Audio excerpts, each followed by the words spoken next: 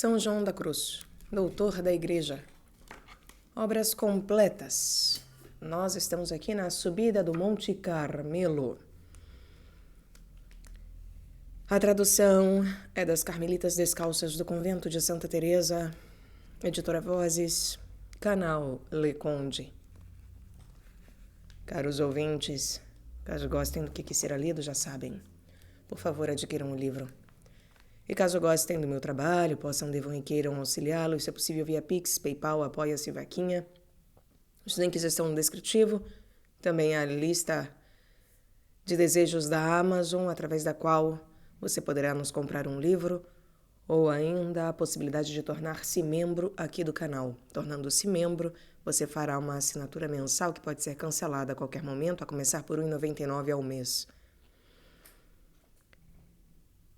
Obrigada pela presença. Por favor, curtam, compartilhem, comentem, inscrevam-se no canal caso já não tenham feito, pois tudo isso faz muita diferença em termos de engajamento.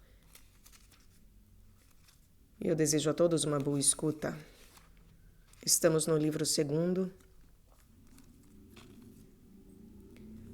capítulo 28.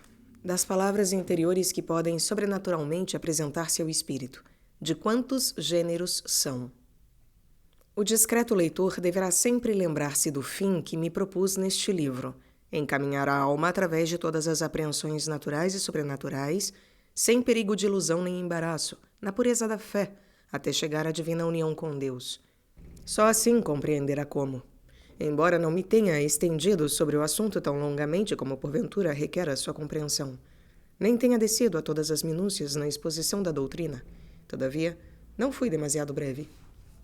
Está declarada a matéria com bastantes avisos, luz e documentos para que a alma, em todos os casos, exteriores e interiores, possa com prudência prosseguir no seu caminho. Esta é a causa de termos concluído com tanta brevidade a exposição das apreensões das profecias, bem como a de todas as demais. Haveria ainda muito que dizer a respeito dos diferentes modos e maneiras de cada uma delas, mas declarar tudo seria negócio interminável. Contento-me, pois, em ter apresentado, a meu ver, substância da doutrina e a cautela necessária à alma em todas essas apreensões e outras semelhantes que lhe sejam dadas. O mesmo farei a respeito do terceiro gênero de apreensões, chamadas locuções ou palavras interiores sobrenaturais, ordinariamente percebidas pelas almas de modo espiritual, sem intermédio de sentido algum corporal. São inúmeras e variadas. No entanto, creio poder reduzi-las a 3 gêneros: palavras sucessivas, formais e substanciais. Denomino palavras sucessivas certos raciocínios ou proposições que o espírito, recolhido interiormente, vai formando.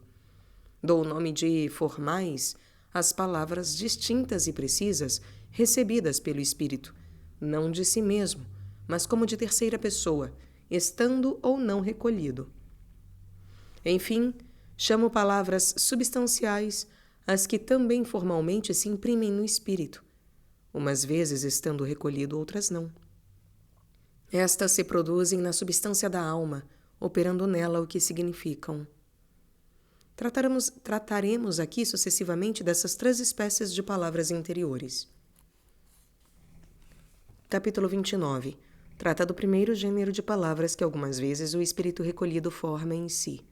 Diz a sua causa e o proveito e dano que nelas podem haver.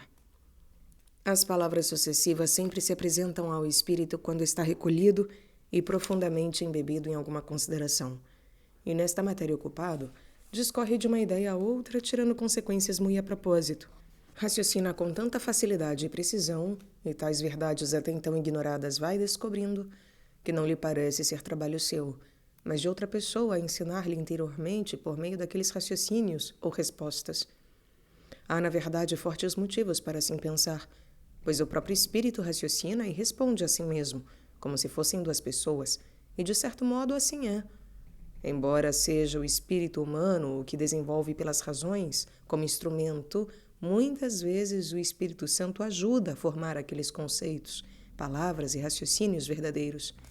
E assim fala a si mesmo o espírito, como se fosse terceira pessoa, porque como está recolhido e unido à verdade que ocupa, e o Espírito Divino também lhe está unido naquela verdade, como sempre o está com toda a verdade, por meio dessa comunicação do entendimento com o Espírito Santo, vão se formando no interior e sucessivamente as demais verdades relacionadas à primeira, abrindo para isto a porta e dando luzes o Espírito de Deus, Supremo Mestre, pois esta é uma das maneiras usadas pelo Espírito Santo para ensinar.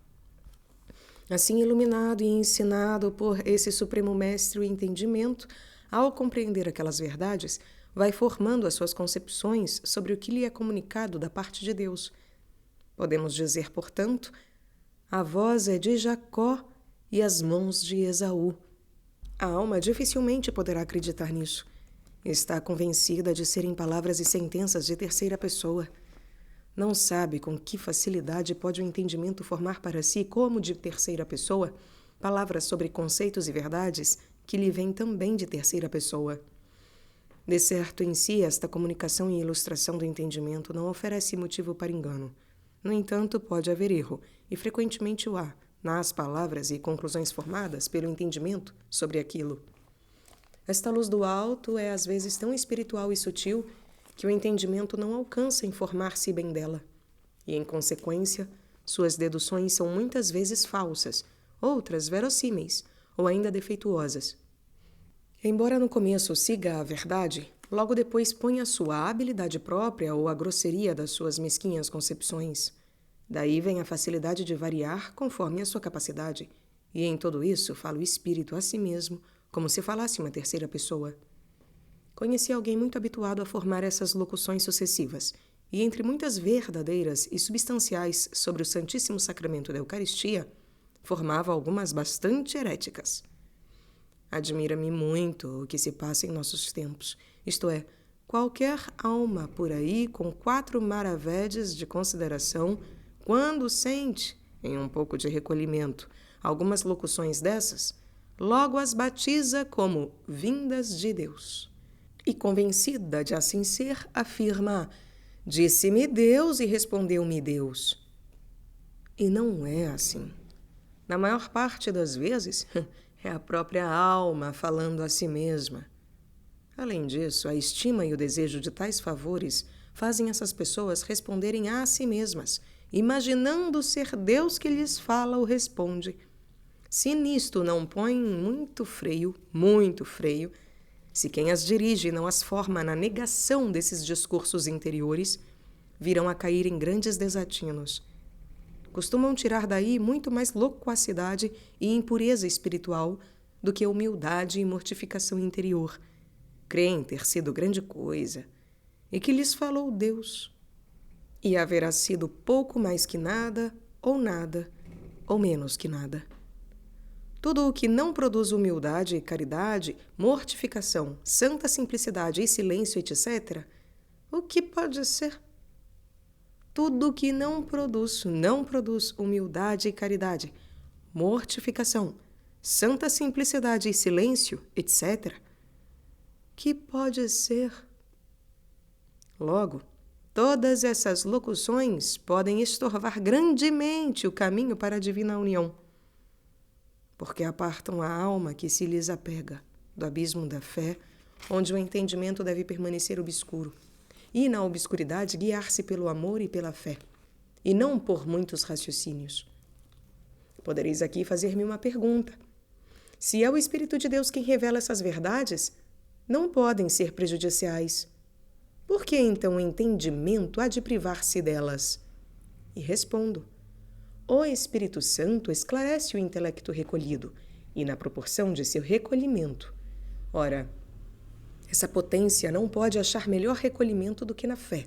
Portanto, somente na fé receberá a iluminação do Espírito de Deus. Quanto mais pura e perfeita está a alma na fé, mais caridade infusa de Deus possui. E quanto mais caridade tiver, mais a ilustrará o Espírito Divino, concedendo-lhe seus dons, porque é a caridade causa e meio para a comunicação dos dons divinos. De certo, naquele conhecimento de verdades acima referido, a alma recebe alguma luz.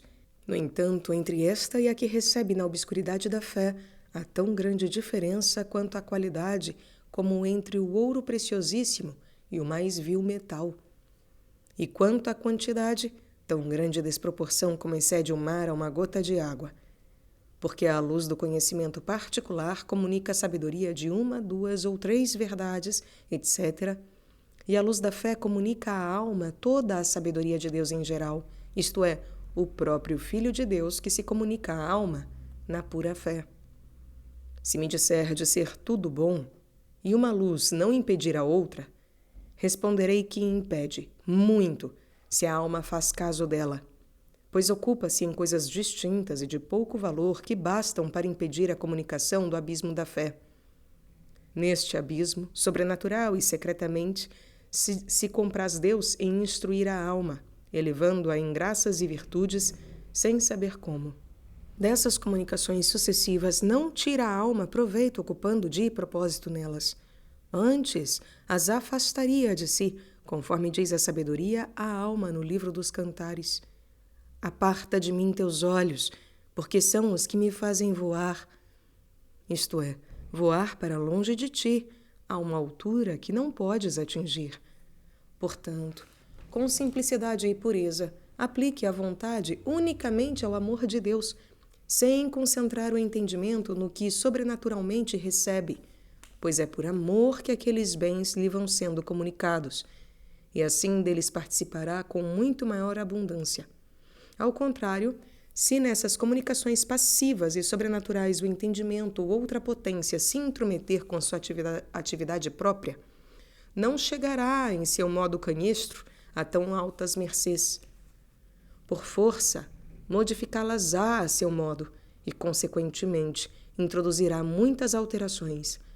E assim irá necessariamente errando e formando raciocínios próprios, já não sobrenaturais, como no princípio, e nem a eles semelhantes, mas tudo virá a ser muito natural, errôneo e baixo. Existem entendimentos tão vivos e penetrantes que, apenas recolhidos em alguma consideração, discorrem naturalmente com extrema facilidade, exprimindo os pensamentos com palavras interiores e raciocínios muito agudos, atribuindo, sem mais nem menos, tudo a Deus. E apenas se trata do trabalho do entendimento, algo livre de operação dos sentidos e favorecido pela própria luz natural. Consegue isto e mais ainda, sem qualquer auxílio sobrenatural.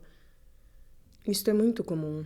Várias pessoas se enganam pensando ser isso muita oração e comunicação de Deus, e por este motivo escrevem ou fazem escrever o que se passa com elas. E porventura, nada será tudo aquilo, sem substância de nenhuma virtude, servindo apenas para alimentar a vaidade. Aprendam antes a cuidar de firmar sua vontade em amor humilde e generoso, na prática sólida das boas obras e da mortificação, imitando a vida do Filho de Deus. É por este caminho, e não pela multiplicidade dos discursos interiores, que se chega a todo o bem espiritual. O demônio se intromete muito neste gênero de palavras interiores sucessivas, principalmente com as almas, a elas inclinadas ou afeiçoadas. Quando começam a recolher-se, costuma o inimigo lhes oferecer numerosa matéria de digressões, formando-lhes na inteligência palavras ou conceitos para, deste modo, precipitá-las muito sutilmente no engano, com coisas verossímeis. Esta é uma das maneiras de comunicar-se o demônio com os que com ele fizeram um pacto tácito ou formal. Assim procede com alguns hereges e, sobretudo, com alguns heresiarcas, enchendo-lhes o entendimento de concepções e raciocínios muito sutis, cheios de falsidades e erros. Segundo a doutrina dada neste capítulo, fica bem provado que as palavras sucessivas procedem no entendimento de 3 causas: do Divino Espírito movendo e esclarecendo o entendimento, da luz natural do mesmo entendimento e, enfim, das insinuações do demônio, falando por sugestão.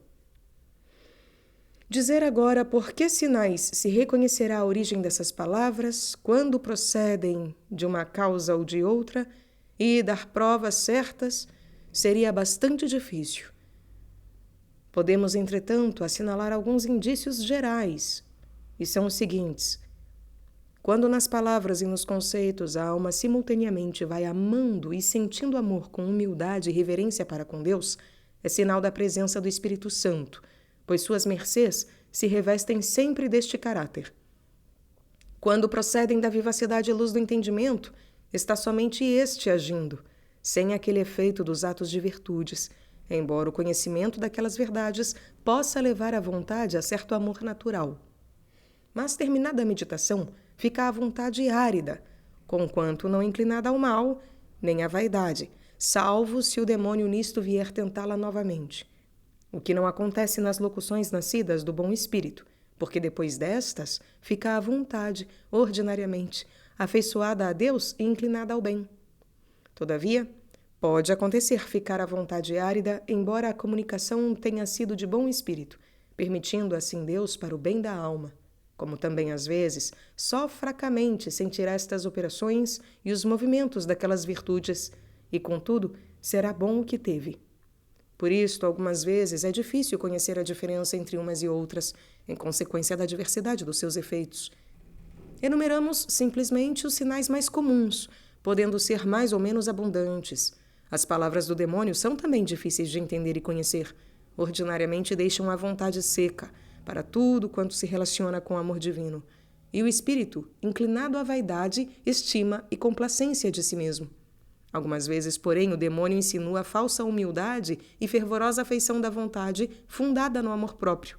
E é preciso ser a alma muito esclarecida nas vias espirituais para descobrir a ilusão. O mau espírito assim procede para melhor se disfarçar. Às vezes sabe muito bem provocar lágrimas pelos sentimentos que excita, para ir pondo na alma as afeições que ele quer. Procura sempre o demônio mover a vontade a estimar essas comunicações interiores, a fazer muito caso delas, e a se ocupar não no exercício das virtudes, mas no que lhe é ocasião de perder as já adquiridas. Para não sermos embaraçados nem enganados em todas essas palavras, tenhamos a necessária cautela, tanto numas quanto noutras, de não fazer caso delas. Tratemos unicamente de dirigir para Deus toda a força da nossa vontade pelo perfeito cumprimento de nossa lei e dos seus santos conselhos, que é a sabedoria dos santos. Contentemo-nos com saber os mistérios e os dogmas na singeleza e verdade em que são propostos pela Santa Igreja. Temos aqui o suficiente para inflamar muito a vontade, sem necessidade de nos metermos em outras profundidades e curiosidades, nas quais é bem raro não haver perigo. Vem a este propósito as palavras de São Paulo: não convém saber mais do que convém saber. E isto basta para deixar explicada a matéria das palavras sucessivas. Capítulo 30. Palavras interiores que se produzem formalmente no espírito por via sobrenatural. Advertência do dano que podem causar e da cautela que deve ter a alma para não ser nelas enganada.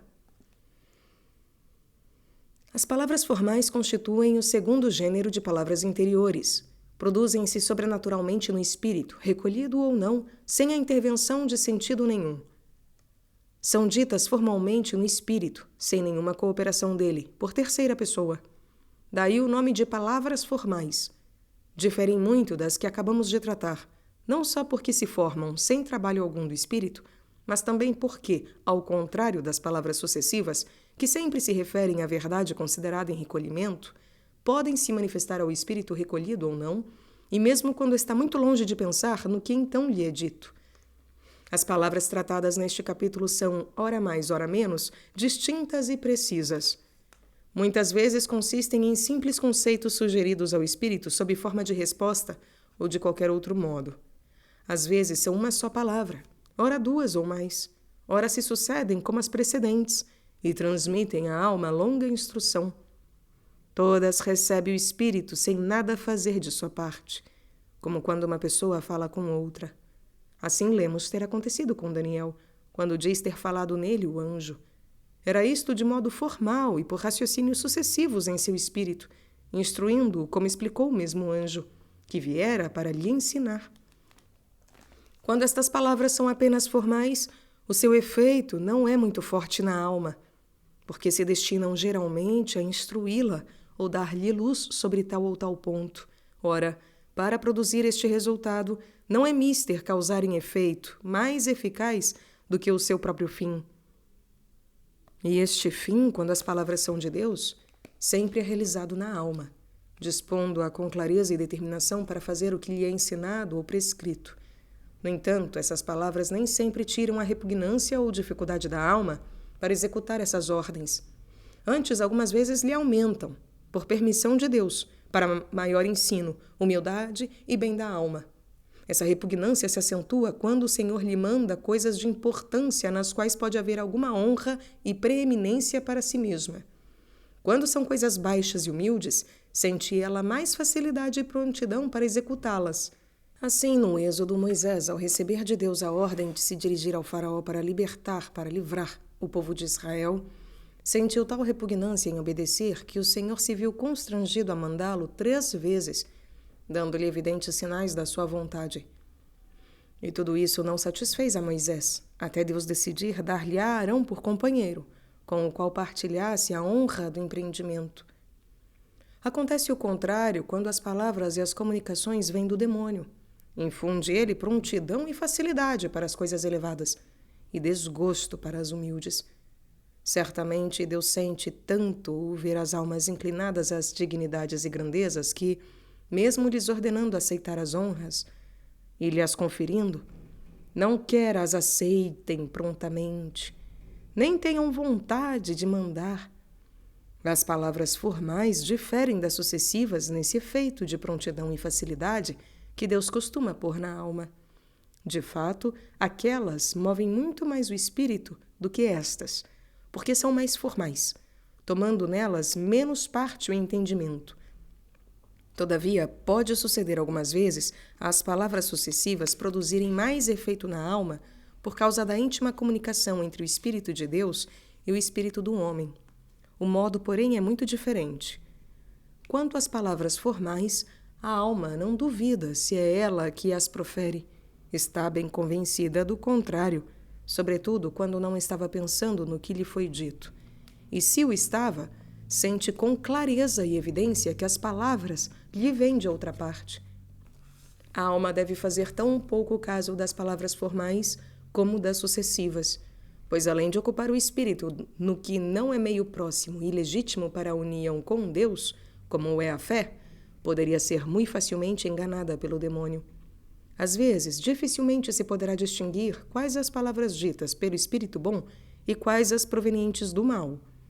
Como essas palavras formais não deixam muito efeito, mal se pode conhecer a sua procedência, porque não raramente acontece produzirem maior eficácia as palavras do demônio nas pessoas imperfeitas do que as do bom espírito nos espirituais. É necessário, portanto, não se ocupar a alma de tais palavras, venham de onde vierem, e nem fazer o que prescrevem. Deverá, antes de tudo, manifestá-las a um confessor prudente ou a alguma pessoa discreta e douta para que lhe dê doutrina e veja o que convém fazer com seu conselho. Permaneça a alma na renúncia e negação a respeito delas. Se não encontrar um diretor bastante experimentado, será melhor não participá-las a pessoa alguma, sem fazer caso de tais palavras. Se não encontrar um diretor bastante experimentado, será melhor não participá-las a pessoa alguma, ou seja, não contá-las a pessoa nenhuma, né? Sem fazer caso de tais palavras, esquecendo-as. De outro modo, arriscar-se-á a encontrar algumas pessoas que, ao invés de edificarem a alma, antes venham a destruí-la, porque as almas não hão de ser dirigidas por qualquer um, pois em tão grave negócio o erro ou o acerto é de máxima importância. Tenhamos muita advertência neste ponto. Jamais a alma, de sua própria iniciativa, admita ou execute coisa alguma do que lhe dizem aquelas palavras interiores, sem muita ponderação antes e conselho de outrem. Porque nesta matéria sobrevêm enganos estranhos e sutis. Isso acontece tanto que tenho para mim esta convicção: a alma, não sendo inimiga de receber tais comunicações, não poderá deixar de ser enganada, em muitas delas. E como nos capítulos 17, 18, 19 e 20 deste livro já tratamos desses enganos e perigos, e também da cautela a tomar para evitá-los, não me estenderei mais agora, remetendo os leitores ao que ali foi explicado. Direi apenas a principal doutrina para essas coisas sobrenaturais, que é não fazer caso delas, de modo algum. Capítulo 31. Palavras substanciais que se formam interiormente no espírito, diferença entre estas e as formais, proveito que nelas encontra a alma e quanta resignação e reverência deve nelas ter. O terceiro gênero de palavras interiores é o das palavras substanciais. Por se imprimirem muito distintamente na alma, são ao mesmo tempo formais. A diferença, porém, entre as palavras formais e estas substâncias estão no efeito vivo e substancial que estas últimas produzem na alma. Efeito não observado naquelas. Sendo toda palavra substancial também formal, nem por isso toda palavra formal é substancial, senão somente aquela que, segundo declaramos acima, imprime substancialmente na alma o que significa. Por exemplo, se nosso Senhor dissesse formalmente a alguma alma ser boa, logo, substancialmente, seria boa. Ou se dissesse ama-me, no mesmo instante teria e experimentaria em si mesma substância de amor divino. Ou ainda, se a alma, estando com grande temor, Deus lhe dissesse não temas, subitamente teria grande fortaleza e tranquilidade. A palavra de Deus é cheia de poder, diz-nos o sábio. Obra substancialmente na alma o que exprime. Isto mesmo quis dizer Davi quando exclamou: o Senhor dará a sua voz, voz de virtude. E assim o fez Deus com Abraão ao dizer-lhe: anda em minha presença e ser perfeito. E na mesma hora Abraão foi perfeito e andou sempre reverente na presença de Deus. No Evangelho vemos o poder dessa palavra divina com a qual o mesmo Senhor sarava os enfermos e ressuscitava os mortos, simplesmente por dizê-la. Assim são as palavras substanciais com que ele favorece a certas almas.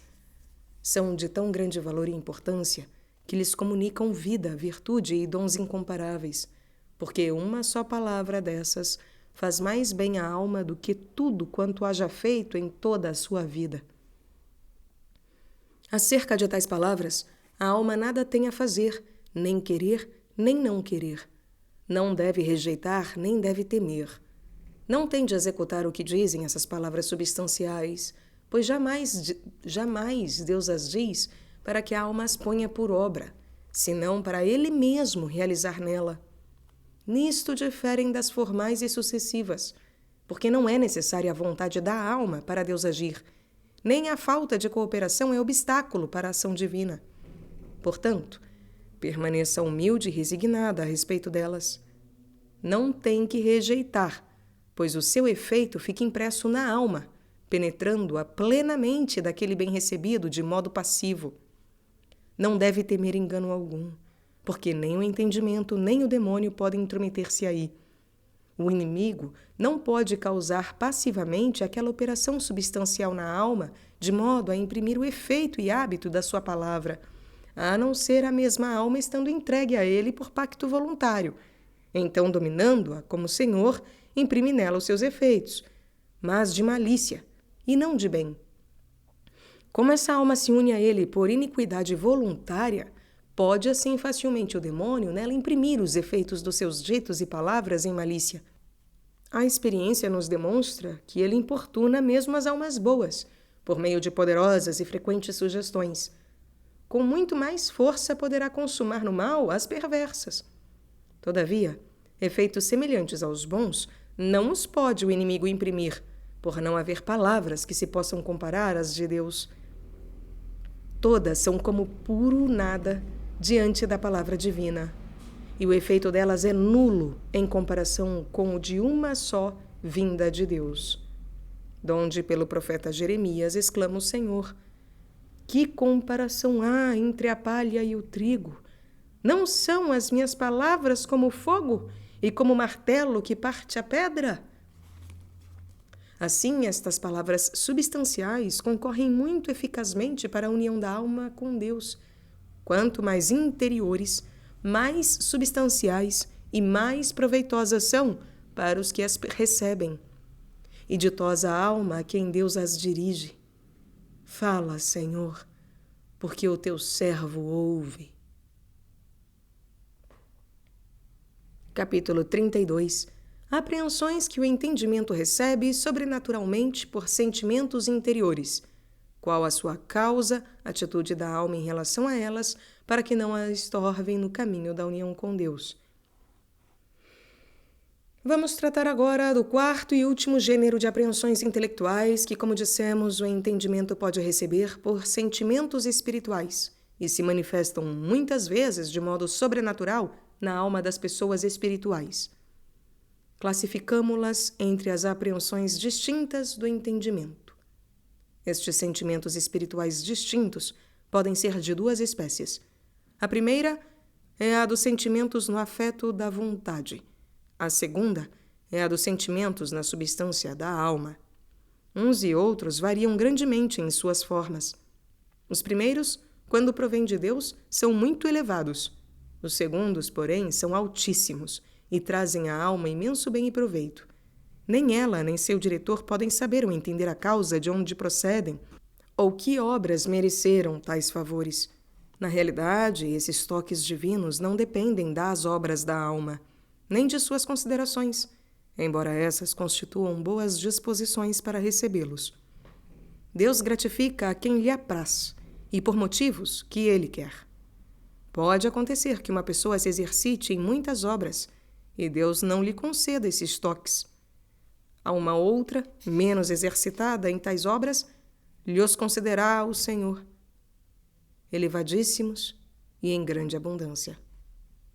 Não é necessário, portanto, estar a alma atualmente ocupada e aplicada às coisas espirituais para Deus lhe conceder esses toques que produzem no íntimo os ditos sentimentos, embora naqueles exercícios esteja em melhor disposição para recebê-los, porque, na maior parte das vezes, sucedem quando menos se esperam. Uns são distintos e breves, outros menos distintos e duram mais. Esses sentimentos espirituais, tomados na significação que lhes damos aqui, não pertencem ao entendimento, mas à vontade. Por este motivo, não quero agora tratar deles, de propósito. Deixo-os para quando tiver de falar da noite e purificação da vontade em suas afeições, o que farei no livro 3º. Como, porém, muitas e as mais das vezes desses sentimentos espirituais refluem no entendimento apreensão, notícia e inteligência, convém aqui mencioná-los, só para este fim. Ora, todos eles, quer seja na vontade, quer na substância da alma, quer seja súbitos, duradouros ou sucessivos, produzem, como já disse, no entendimento, uma apreensão de notícia ou inteligência que costuma ser uma subidíssima e saborosíssima ciência experimental de Deus, a qual não se pode dar denominação alguma, como ainda menos ao sentimento de onde provém. São essas notícias de grande variedade, sendo mais ou menos elevadas e luminosas, conforme os toques divinos causam os sentimentos de que procedem, e segundo as propriedades destes. Para encaminhar o entendimento nessas notícias, a união com Deus pela fé, ensinando a devida cautela, não é preciso gastar aqui muitas palavras. Como os sentimentos de que falamos são produzidos na alma sem trabalho efetivo da sua parte, daí resulta que as notícias deles são igualmente recebidas de modo passivo no entendimento, isto é, no intelecto, que os filósofos denominam passível, o qual não pode nada de sua parte para receber a notícia. Para não errar, pois, nem impedir o proveito causado à alma por esses sentimentos, a atitude do entendimento deve ser passiva, sem intrometer a sua própria capacidade natural. Porque, como dissemos nas palavras sucessivas, também aqui a atividade do entendimento pode muito facilmente perturbar e desfazer essas delicadas notícias, que são uma saborosa inteligência sobrenatural, que o natural não alcança. Nem pode compreender agindo, mas só passivamente recebendo. E, por conseguinte, não há de procurar nem ter vontade de admitir tais notícias, para que o entendimento não vá forjando outras de si mesmo, e o demônio, da sua parte, não tenha entrada com outras numerosas e falsas. O inimigo pode efetivamente agir desse modo, pelos ditos sentimentos, ou introduzir os que lhe são peculiares na alma que se prende a essas notícias. Então permaneça a alma bem humilde, resignada e passiva a respeito delas. Uma vez que lhe são dadas passivamente por Deus, Ele as concederá quando for servido, vendo-a humilde e desprendida.